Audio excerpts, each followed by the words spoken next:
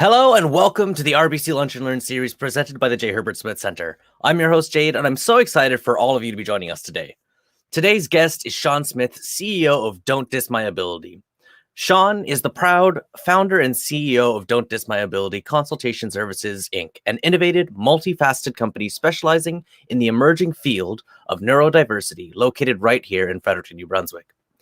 Counsellor, psychotherapist, and national award-winning entrepreneur are only a few of Shawn's many accomplishments, but what he does isn't nearly as exciting as the why.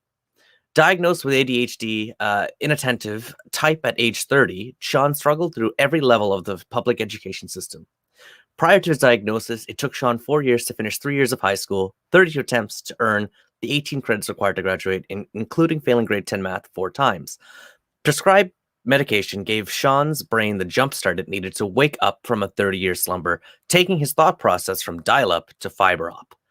In 2010, Shawn was accepted to the Masters of Education and Counseling Psychology program at the University of New Brunswick on academic probation and graduated a year later at the top of his class.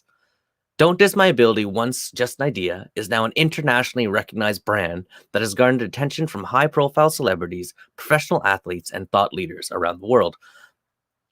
Shawn has embraced his unique gifts that come by way of having attention deficit hyperactive disorder inattentive type and specializes in helping others, uniquely gifted individuals, explore their passions. Trailblazing his way through adversity, Shawn is sought after around the world for his unique insight as an expert on startups, social media, personal branding and marketing, social policy, networking, relationships, and most importantly, inspiring individuals with a disability labeled by openly sharing his own experiences. So I'm really excited to have Shawn join us today, so I'm going to bring him on. Hey, Shawn, thank you so much for joining us today. I really appreciate you coming in and sort of talking about entrepreneurship, part of your journey, and mental health and neurodiversity. Oh, no problem. Thanks for circling back and inviting me on. I appreciate it. For sure. So I have read a little bit of a bio, but why don't you tell us a little bit more about yourself from the horse's mouth, so to speak, Sure. So, everything that you said is, you summed it up great. I guess, what a lot of people don't know is, when I was in high school and the hell that I went through is the hell that a lot of students go through. And my saving grace was football. I played hockey and golf all my life. I never got any better. I just got bigger. And so a friend encouraged me to play football in my first year of grade 12. By my second year, I was an all-star, and I got recruiting packages from every major Canadian university with a football team. And it was such a high. I can actually remember being called to the principal's office, and I wasn't in trouble. So it was a pretty big high, right? I go through all these packages, and then it was a huge low because I didn't have the grades to get into any of these schools. And so Seja from Quebec started recruiting at a province for the first time. The defensive coordinator of the football team was also the head registrar. And so they took a chance and snuck me in. It took me 3 years to finish a 2-year program, but I did it. I learned some coping skills and strategies, still undiagnosed. But I got to take courses that I was interested in. I brought my grades up enough to come home and attend university, and just graduated with a Bachelor of Arts degree with a 2.3 GPA. Working a lot harder than my peers to just pass. I've had 21 jobs. I've done everything from shovelcraft to work at McDonald's, A&W. I was a blackjack dealer in Lake Tahoe. I was a head doorman at a nightclub. I was a sheriff's officer here in Fredericton. I worked 2 murder trials. I was a therapeutic foster parent in the state of Maine. I've worked in the Northwest Territories twice as youth and family counselor. So I've had a lot of different experiences that I've drawn from that have kind of helped me on my entrepreneurial journey. I think one of the challenges is, when you're young and you're having these experiences, you can't really see how one thing leads to another. But when you get to a certain point, you can look back and reflect. You can see how, even if you didn't like a particular job, it still helped shape you in a way that helps you come closer to your core values and your journey as an entrepreneur. Absolutely. Thank you for that, Shawn. You've got such a swath of experience. But I do kind of want to learn a little bit more about your early university days, just kind of what your experience was there, because it seems like a lot of what you do now stems from some of that stuff that happened in your university years. Absolutely. I mean, I had reached out to my family doctor for help. I had gone twice and was crushed each time. I mean, I told her the challenges that I was having. and things were so bad, Jade, that like I actually refer to that era of my life as the Neanderthal era, because I was definitely a lesser evolved version of myself. Like, I wouldn't play card games, I wouldn't play board games, I couldn't remember simple basic instructions, and I couldn't do mental math at all. So math was a huge hurdle for me. But I remember going to my family doctor and telling her, asking for a referral to see a psychologist to get assessed. And both times she basically told me that I was fat, that I needed to lose weight and eat healthier. And one of those times I was playing collegiate football. I was in the best shape of my life, right? So there was a stigma around, Ritalin being overprescribed, people being overdiagnosed, which I now say now I don't believe that to be true, because there are so many people who are being assessed and diagnosed as adults that the people who were, buying that medication, there's a good chance that they actually needed it. So it really was hard. I mean, I was in my own head a lot. I had pretty extreme anxiety and depression. And a lot of us go through that, but don't really talk about it. So I make a point of kind of doing that through my business now, kind of sharing that aspect of it so that people do have someone that they can connect with. And I think I break a lot of, I don't want to say rules, but, there are certain ways that counseling is supposed to be done. And part of that is that we're not really supposed to share our experiences. But I think me sharing my experiences with my clients gives them someone to relate to, instead of it being just kind of a talking head that sits across from them. I can share my experiences and insight, which we typically have in common. So, I describe, you can't get from A to C without going through B. My B was hell. I wouldn't wish that on my worst enemy, but I'm at a point now where I also wouldn't trade those experiences for the world. Yeah, it's a lot of wisdom that comes through the adversity of going through some of those really hard times. And apologies for the dog barking in the background there. That's all right. So I'm personally unaware of some of the stuff that comes with ADHD myself, but could you tell us a little bit more about this whole anxiety and depression? I know from my own experiences and in the past that anxiety and depression are the top two, if not the three most prevalent mental health issues that we face in our times. Could part of this be part of a lot of undiagnosed ADHD? Is that kind of how you see it, or? Oh, absolutely. Especially amongst entrepreneurs. Like, I think, having been around a lot of entrepreneurs, and I'll back up to say, when I first got involved with the startup community, I really didn't see how I fit in. A mutual connection of ours, Gene Fowler from Lougarou, actually really nudged me to get into the entrepreneurial space. And so I applied for the accelerator, the B4 Change Accelerator through Pondish Bonde. Yep. And it was so weird, Jade. Like, all of a sudden entrepreneurs just started flocking to me. And so, as more time I spent, being involved with Startup Canada, Startup Fredericton, Startup Fest in Montreal, going to Planet Hatch, doing office hours at the Ville. I would say that there are more entrepreneurs who are diagnosed or undiagnosed with some form of ADHD or learning disability than there are without. So I think that there's and that comes from the not knowing, right? Of us feeling like we're different, but not really sure why. And so when I have conversations with people, they kind of see a little bit of myself in them, and it helps them to kind of relate and kind of have that aha moment of, okay, maybe this is something that I should look into, but not from a negative kind of deficit-based perspective. Like, this isn't what's wrong with me. This is what's right about me.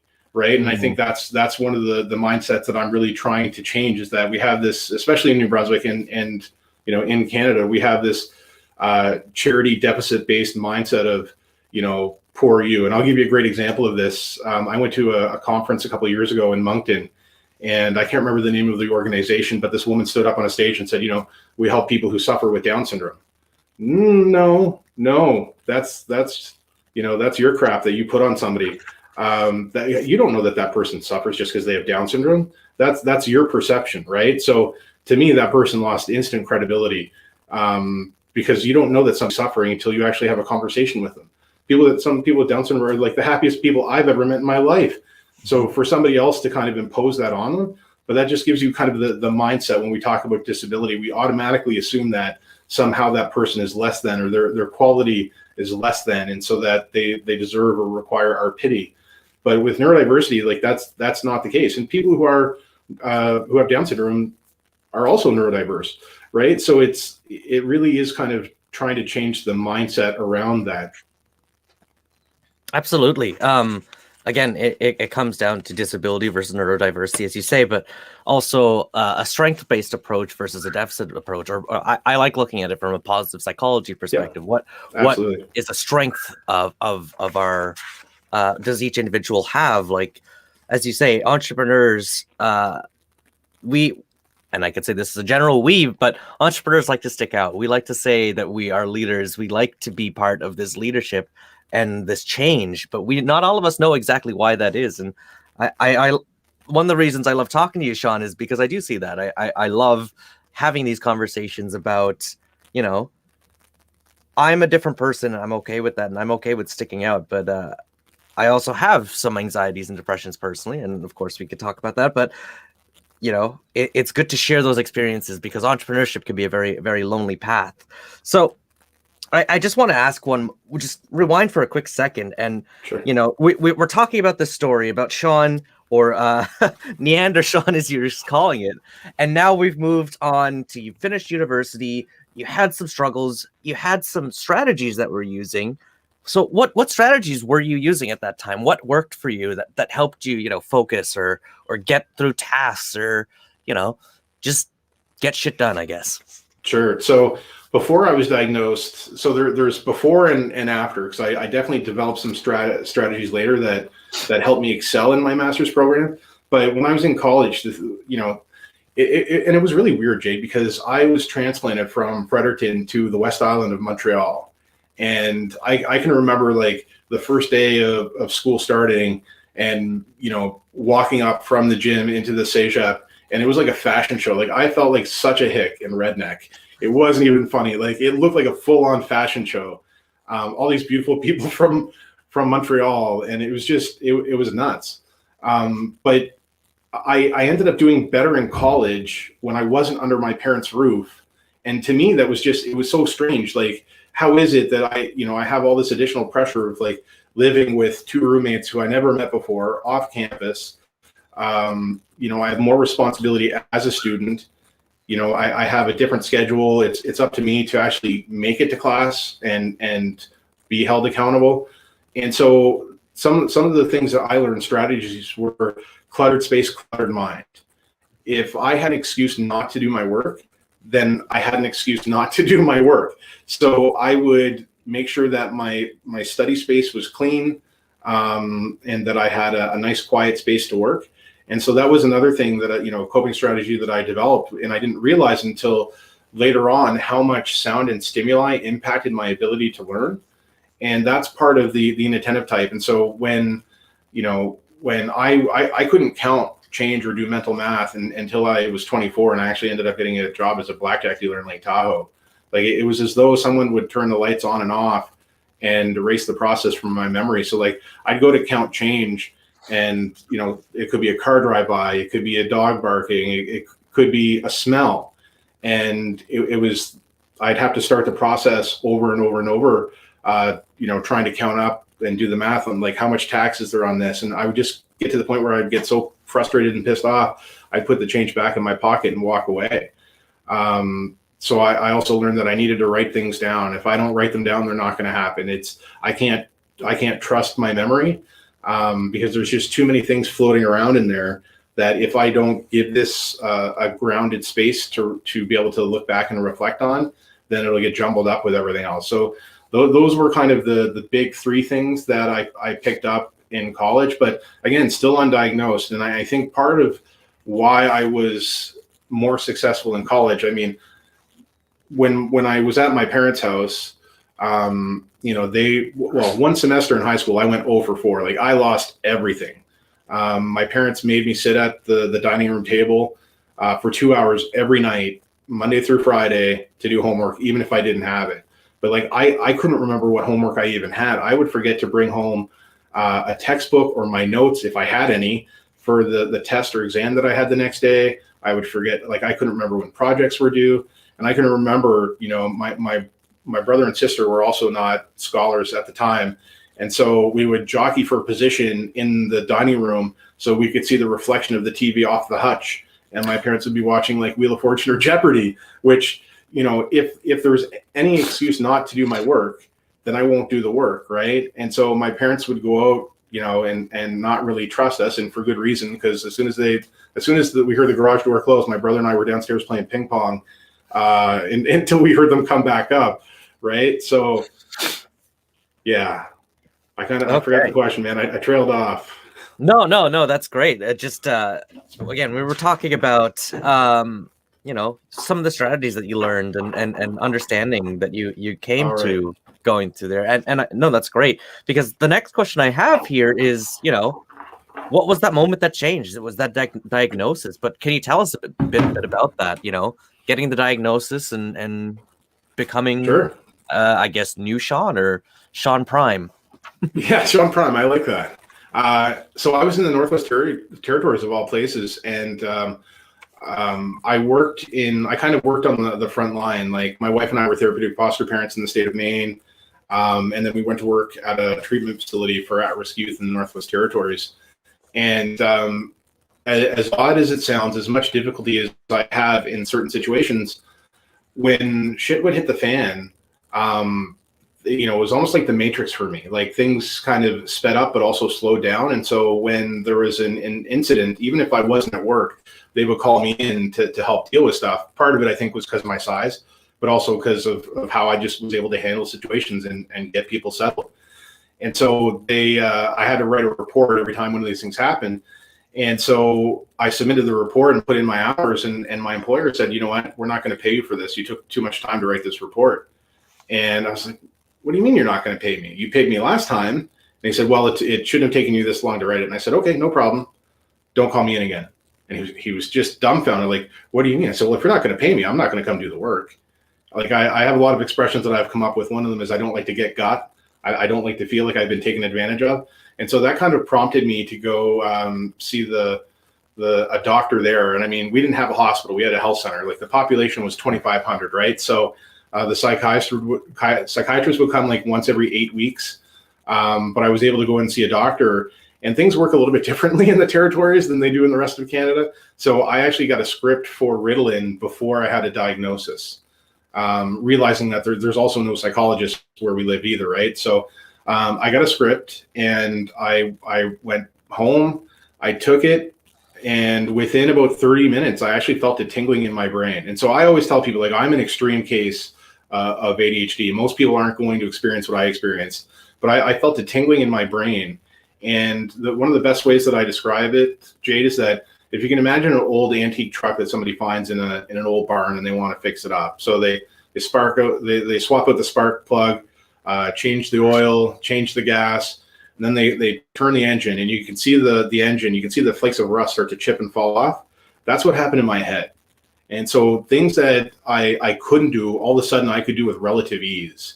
It was night and day. And another way that I've come to learn to describe that's similarly is, you know, if you can imagine an attic where you go up and there's one light and you pull the cord and that light comes on.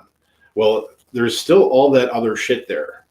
You just can't see it. And so what medication did for me was essentially put light switches in different parts of the attic so that I could access the information that was already there. And so as a kid, I recognized now that the inattentive part of me that was always kind of observing or getting distracted, like my dad would always joke and say that I was the first one in the dressing room but the last one on the ice, because I would be watching what other people are doing. And so when those lights came on in the different corners, what I realized was that I was observing these people, their mannerisms, their speech, all of these things, which now help me as an adult, as an entrepreneur, in my business of being a psychotherapist and a counselor, but also as a human.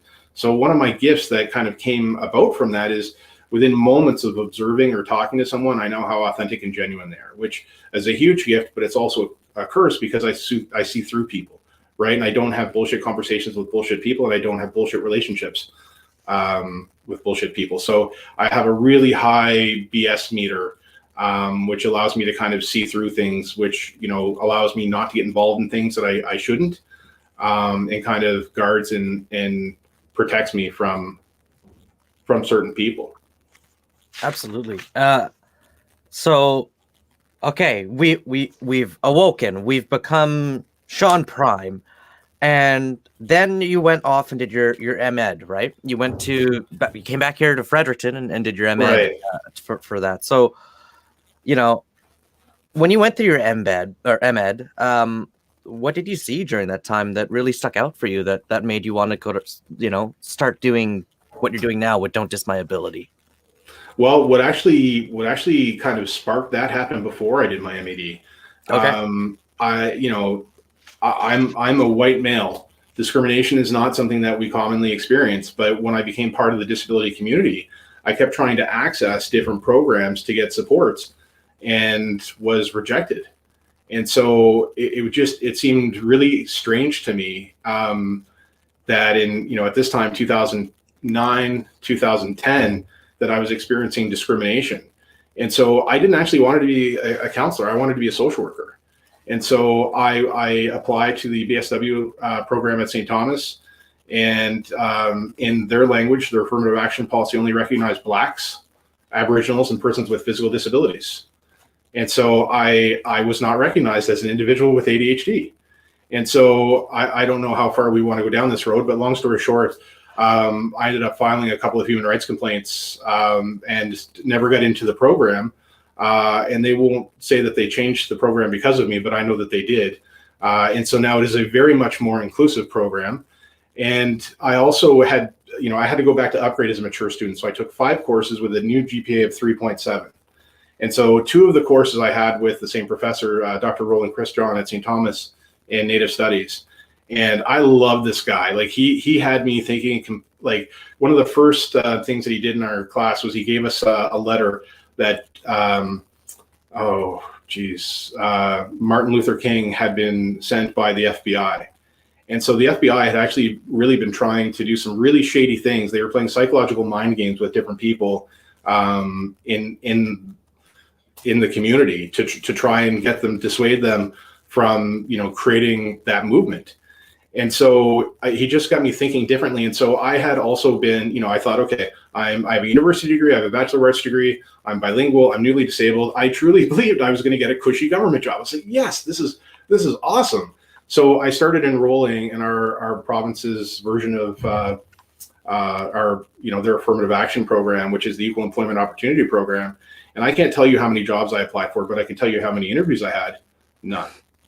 And so this was at a time, again, where things are working differently in my head. And I remember thinking, it can't be me. I'm awesome. It has to be them. And so I started researching into the program. And I used those 2 classes with Dr. Roland Christian to write one paper worth 100% of my grade. And the title of the paper was Systemic Discrimination That's Commonly Practiced by the Province of New Brunswick, a Comprehensive Analysis of the Equal Employment Opportunity Program. And essentially what I uncovered was that this is a scam. The goal of the program was to recruit and retain people from the 3 target minority groups, so visible minorities, First Nations, and persons with disabilities. But what I uncovered was that they were actually exploiting these people by letting them go before they had enough insurable hours to collect unemployment. They weren't retaining them. And so I made the argument, one, that, again, they were exploiting people. So this is what kind of sparked the fire in me. And I also, my son at the time was 2, my daughter was on the way.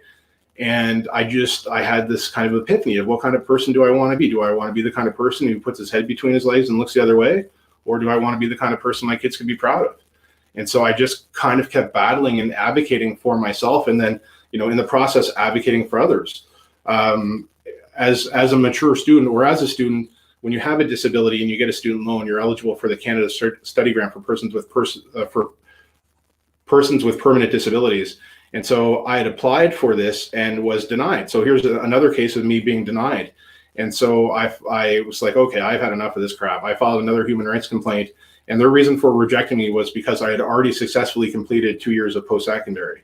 Well, I challenged their definition of success because I had to work 10 times harder than everybody else to get lower grades. And so because I challenged that, before it got through the gears of the Human Rights Commission, they actually changed their policy because of me. And so then I was granted the Canada Study Grant for persons with permanent disabilities. And now anybody else who came in who was in a similar situation to me wouldn't have to go through the hurdle that I did. So it was, having these roadblocks kind of put in front of me and saying, you know what, the worst thing that you can do is try to stop me. How about we work together? But you have to know that if you're not willing to do that, I'm just going to bust through. And that's what I kept doing. And, it's interesting because even the people who were closest to me told me, that you're a conspiracy theorist. Our government wouldn't do that. I'm like, yeah, they actually did. And to that point, for that paper, I got 2 A's. And I actually found confidential stamped documents from archives from ministers at the time saying this program is broken.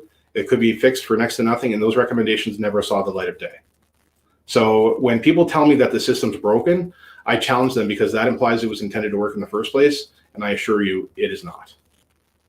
Okay, so there's a lot of story here about opening doors for people to not face the same challenges that you faced yourself, and I really appreciate that sort of thing. So I want to get back to the story, but I do have to ask about. So this was about 10 years ago for you. Have you seen any changes in the last 10 years since you started advocating for this? In New Brunswick? Let's say in general. Well, I'll say this. I'm more sought after and recognized in the United States than I am in my own home province or country. They are much more progressive. And so essentially, I've stopped trying here. There are people who talk about change, and then there are people who make change. And I find that in New Brunswick, in the disability community, there's a lot of talk about change. And I've realized, and I'll go back to say, like the EEO program, the Equal Employment Opportunity Program, also had a revamp shortly after my paper came out. So I know that I've been able to affect positive social change from the outside. So much so that I don't think anybody from the inside could ever affect that much positive change. So for me, it's always been kind of neat to operate from the fringe or the outside to do this stuff. So I kind of just plug away at what I do. And, one of the things, again, I learned from Gene is, when you are worried about what everybody else is doing, you lose focus on what it is you need to do. So really for me, it was kind of keeping my nose down to the grindstone, staying true to what it was that I wanted to accomplish, and eventually become, the source or the resource that everybody looks to for help. And instead of trying to bend things that have been in existence for, let's say, 60 years or more, it's not going to happen, right? So there's different ways to affect change. I truly believe doing it from the outside in is definitely more effective than from the inside out. Awesome. So that fits really well with, entrepreneurship in general. A lot of us see ourselves as change makers, as people who want to change the way things are done, be that in technology or mental health or access or neurodiversity or whatever. So it sounds like this is the moment. Now I'm coming back to the story now. It sounds like this is the moment that you're about to start the company. You're about to start Don't Diss My Ability and grow it into a multinational brand that's recognized around the world. So tell us about that. What was it like to start the company? Was it during university or was it right after university to start this brand? It was about 3 years after. So after I finished my master's, the first job that I had was working for a nonprofit, writing proposals for people with disabilities to get supports through our government. And that really was kind of my first, I knew that I had gifts because I incorporated some of them into my education, which helped me get through the MED program. But then when I started writing these proposals, the social workers from social development would start streamlining all their complex cases to me because I was so good at it. They actually took the model that I developed and implemented it internally. And I can remember one of the social workers that I'm still friends with today was like, where the hell did they find you? Which was awesome, but also frustrating because the nonprofit that I work for, not once did I ever hear anything like that from them.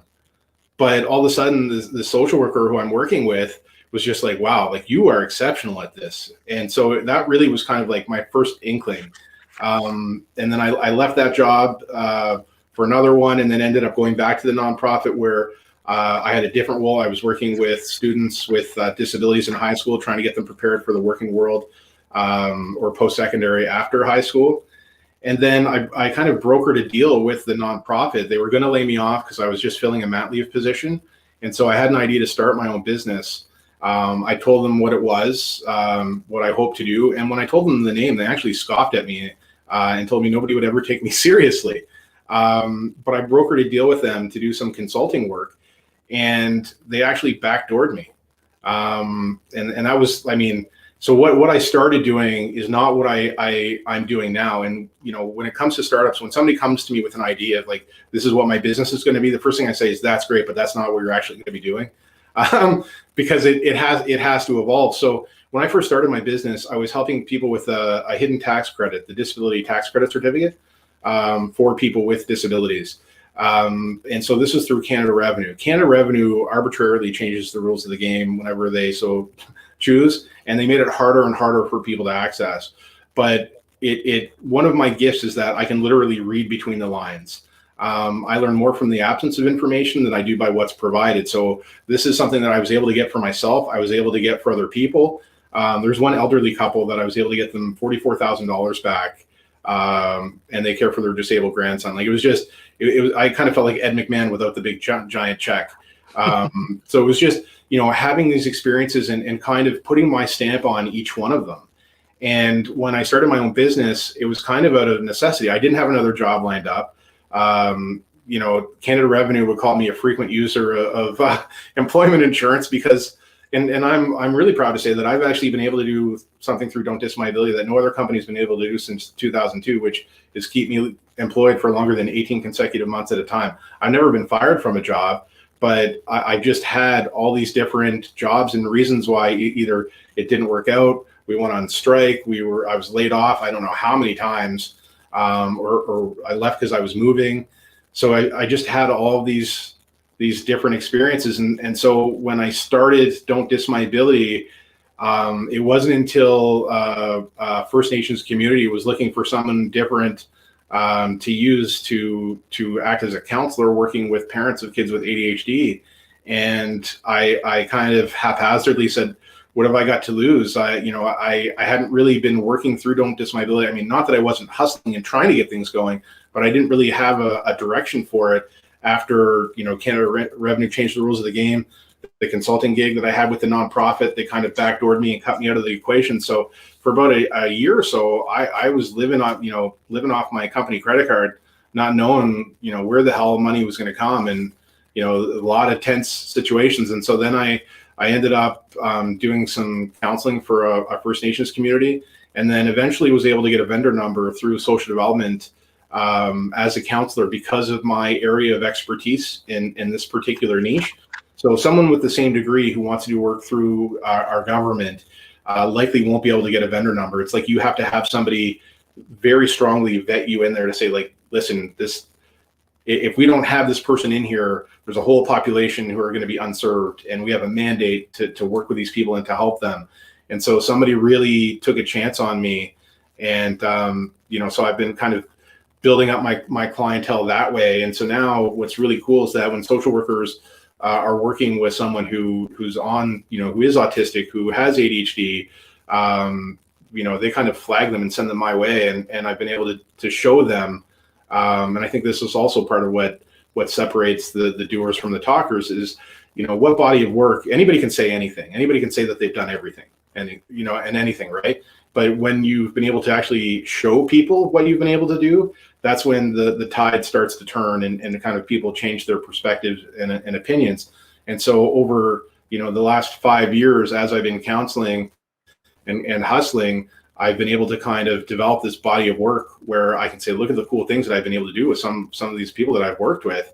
And also, the acknowledgement that I got in the States really, I think, really helped. I mean, the first conference that I went to in Florida was trailblazing, and I went as an expert on disability-related startups.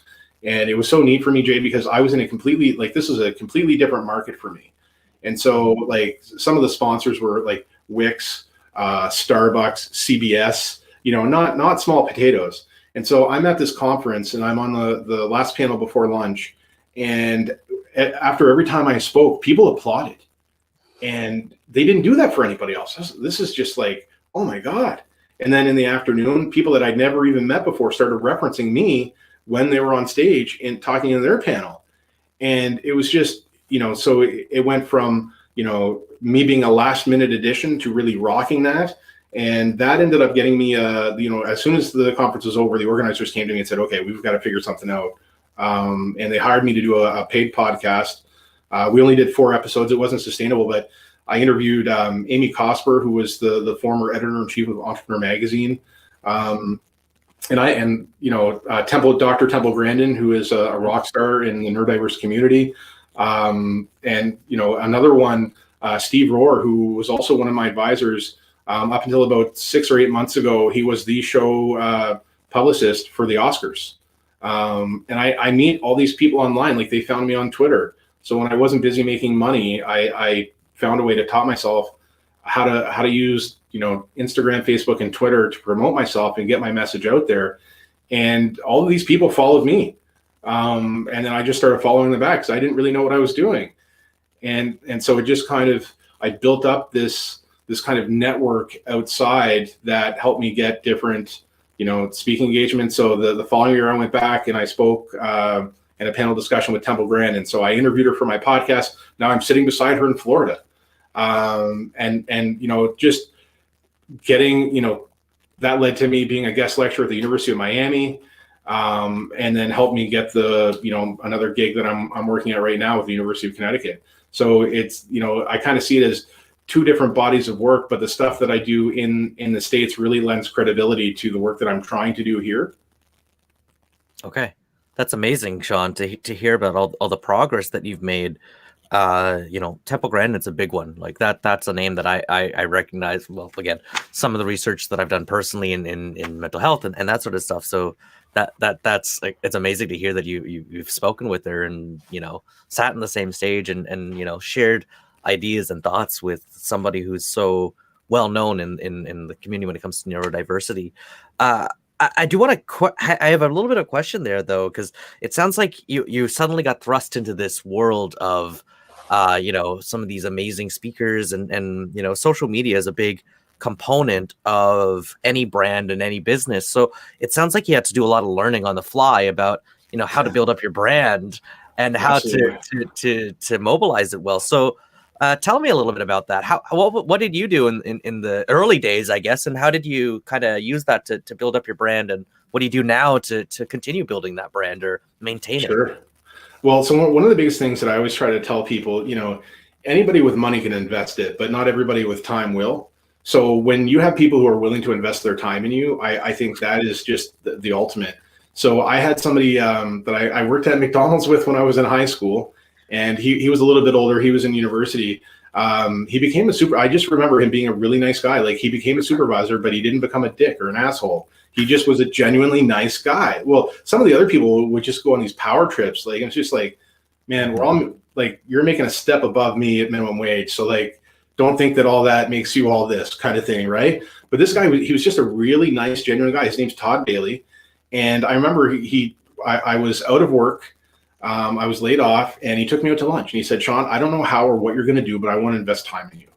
And he said, when the time comes and you start your business. And at this time I just was shaking my head. Like, I don't know what you're talking about. Cause I had a lot of people tell me that I should get into consulting, but it was so abstract that I didn't really know what that meant or what I would be doing. And so fast forward to like a year and a half later, when I had my idea, he actually, I went back to him and he helped me design my logo. And he said, Shawn, you need to find a way to get yourself out there. And he suggested YouTube. And Todd, he's just an amazing guy. Like he works for Vector, which is a software company for CNC machines. And so his story is awesome. He started making these guerrilla hack videos just to put out there. Vector found the videos, bought his company, and now hire him to make the same videos. Like that's how good he was. And so he used a software called Camtasia to record and edit his videos.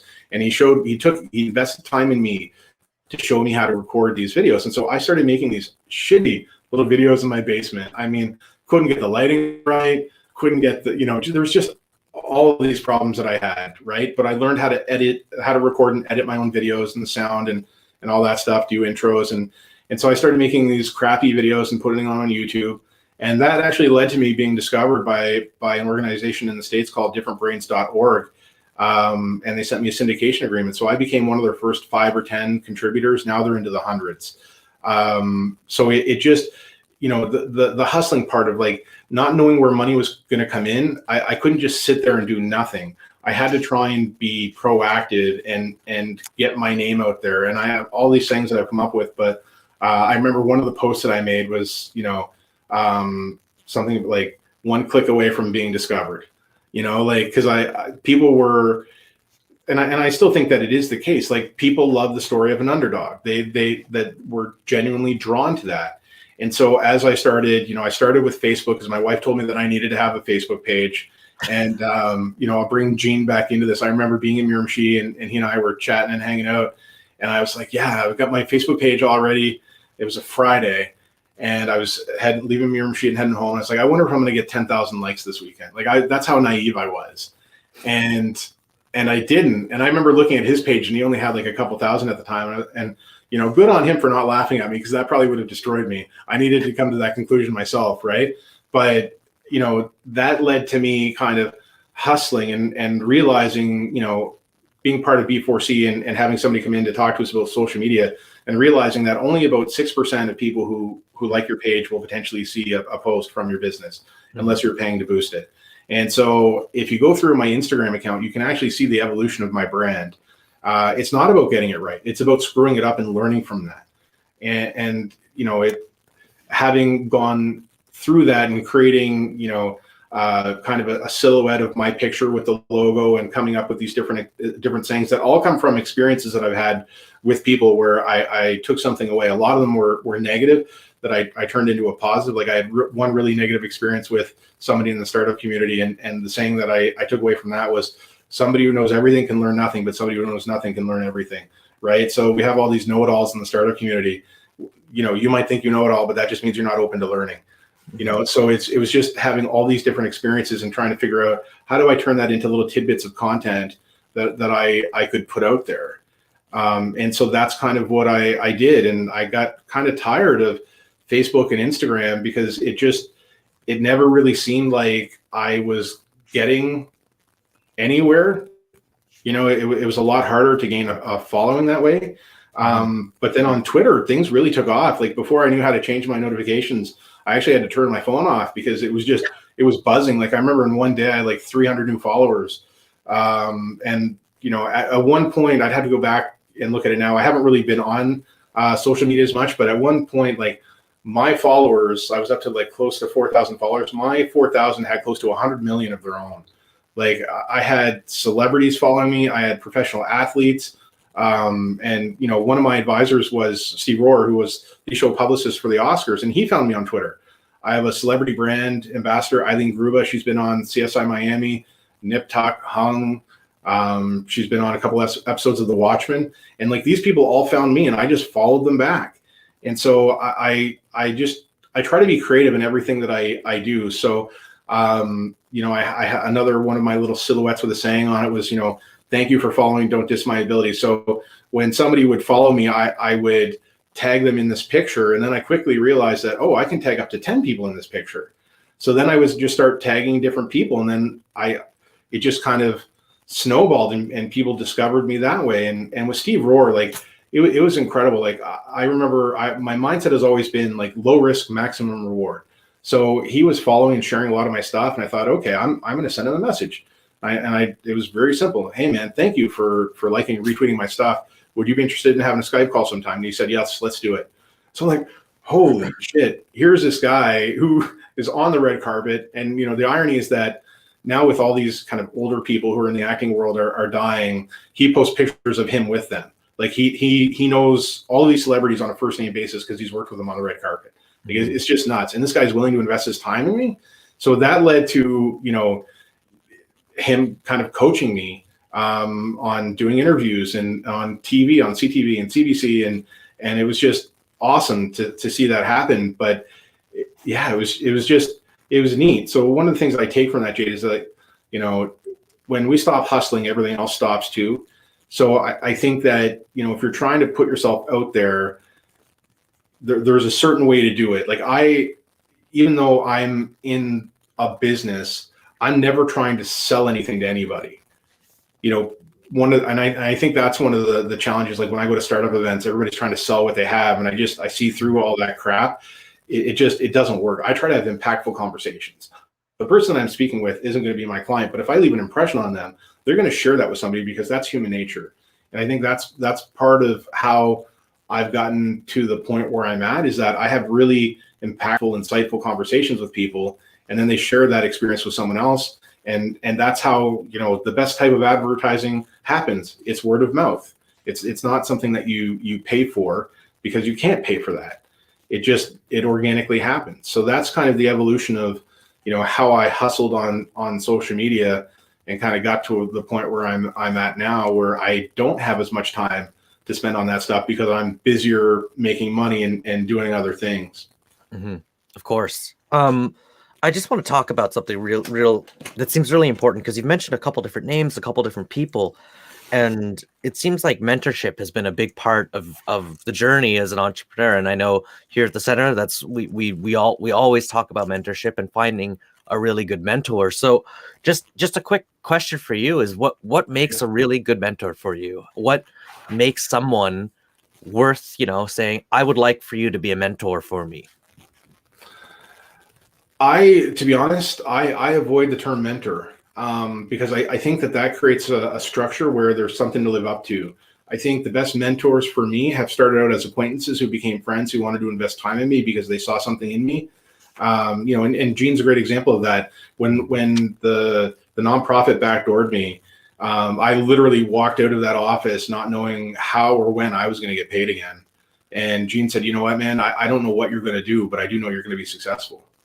And it's that kind of thing that helped me get through a lot of hard conversations with other people, family, friends, and said, well, what are you doing? I don't really know right now. I just know that I have to keep trying. That's the thing. And I need to keep moving ahead.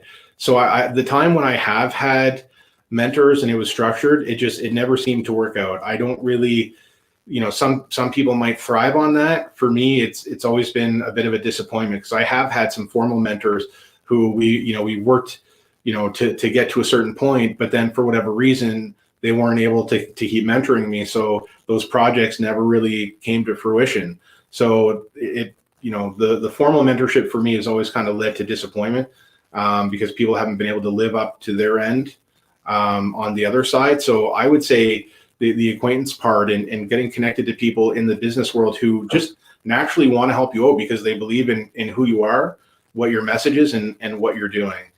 And so for me, I think the mentoring part can look like a lot of different things. Sometimes it's maybe making an introduction or a connection to someone who you might otherwise may not have known existed.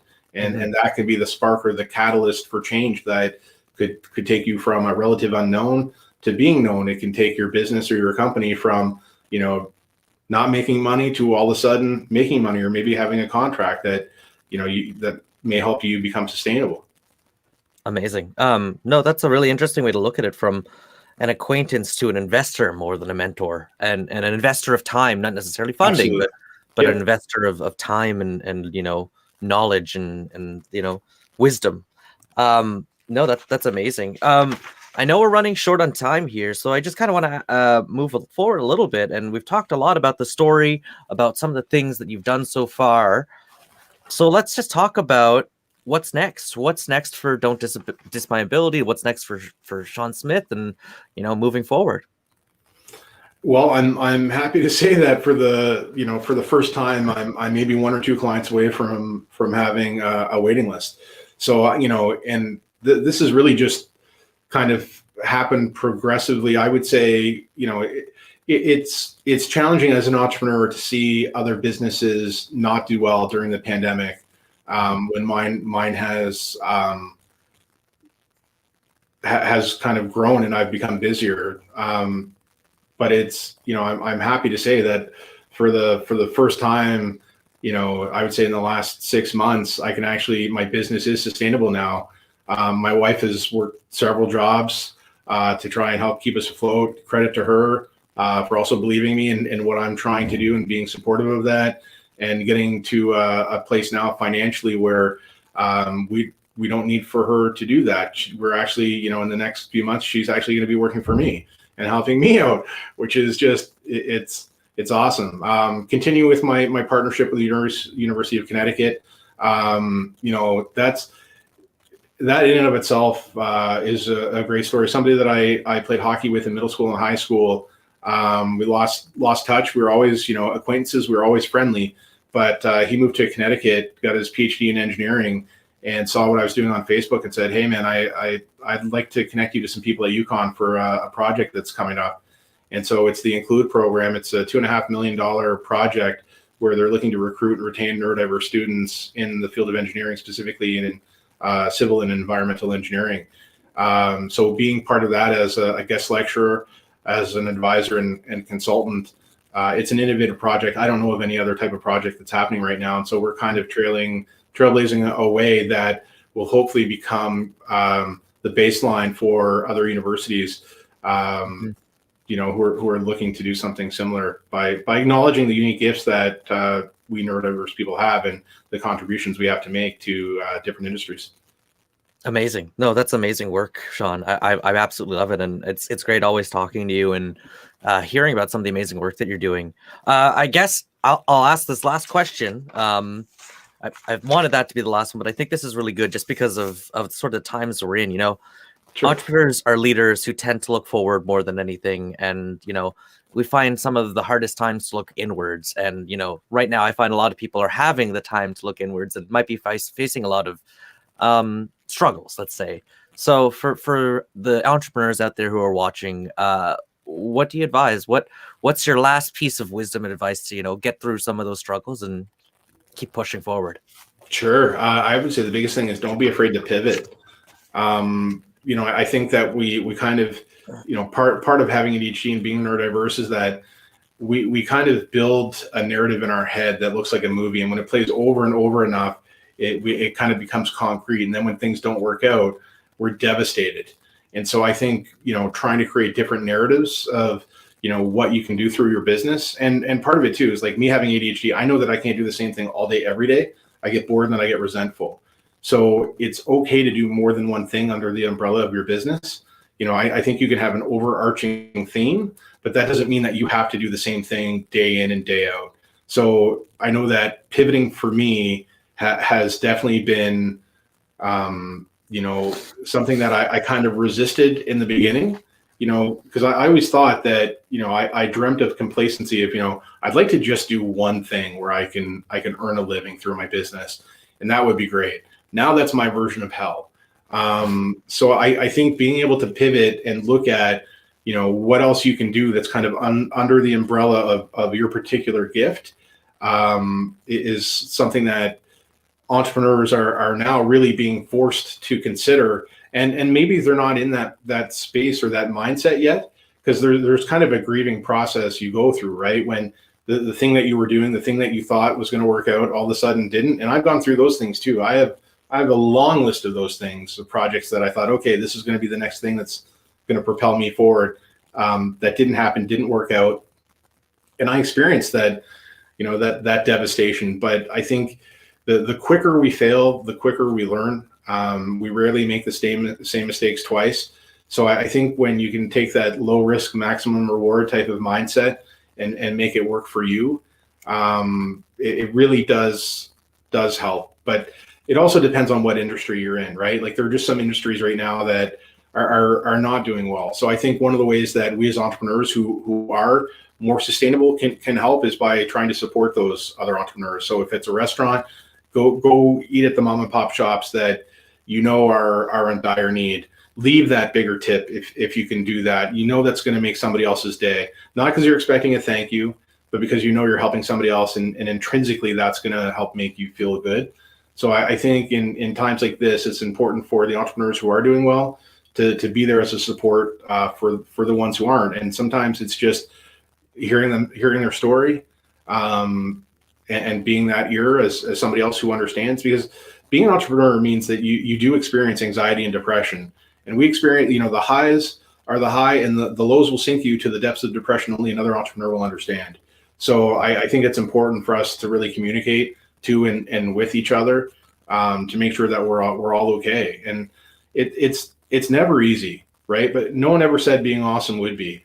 There have been times when I had to go to Costco and I had to buy big giant cans of tomatoes because I didn't know when I was going to get paid again. And I jarred, I don't know how many things of tomato sauce, right? Like I have pictures of, I ran out of water, a rock got stuck in the tube that, brought water into my house. We had to dig up half of my backyard. And I've got pictures of me and a buddy in there. Like we're digging it out by hand. Like this entrepreneurship is a lot more than headshots and one-liners, right? There's the nitty gritty stuff that happens too, that a lot of people don't see. So I do make a point of sharing that because that's the reality of being an entrepreneur. It's never as easy as it looks. And if you go into it thinking that it is, you're just going to be that much more disappointed when things don't work out the way that you envision. Great, Shawn. That's amazing. Thank you so much for sharing. So thank you for joining us today. I really appreciate you coming and talking with us and sharing some of your wisdom and some of the stuff that you've gone through. It's quite the journey. And like you say, sharing some of those things really, I think, helps the community because, we all understand that entrepreneurship is a path that's ups and downs, highs and lows, but absolutely, we just keep hustling and we keep going. So thank you so much for sharing it. Oh, thanks for having me, man. And anytime, you can get in touch and reach out, and I'm happy to help. Thank you so much. I'm just going to wrap up right now. So thank you all for tuning in to the RBC Lunch and Learn series hosted by the J Herbert Smith Centre. I hope today's show was helpful for you on your entrepreneurial journey. If you have any questions about any of our programs or for our speaker, Shawn, feel free to send us a message on our Facebook or email us at tme@umb.ca. And make sure to check out Shawn's website at ddmacs.ca. So don't diss my ability. And make sure to join us next week for some more entrepreneurial stories. And don't miss an update from us by following us on Facebook, Twitter, Instagram at UNBTME. So thank you all again for joining us, and I hope you all have a great week.